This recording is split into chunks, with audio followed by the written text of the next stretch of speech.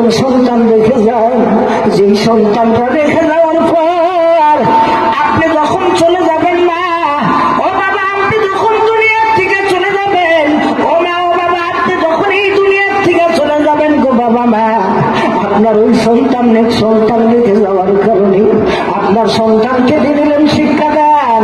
আপনার ওই সন্তান থেকে আপনি কোরআন শিক্ষা যদি দিতে পারেন, আপনার সন্তান যদি আলেম হয়, আপনার সন্তান যদি কোরআন প্রেমিক, রাসূল প্রেমিক, আল্লাহ প্রেমিক হয়ে যায়, আপনার ওই সন্তানটা আপনি পৃথিবীর থেকে যখন মৃত্যুবরণ করবেন, মালাকাল মউত একদিন না একদিন আসবে।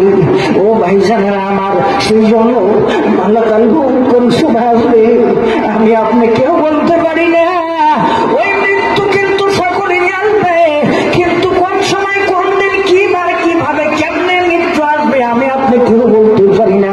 এ ধোবাকান্দির ভাইরা মা বোনেরা লক্ষ্য করিয়া শ্রবণ করো।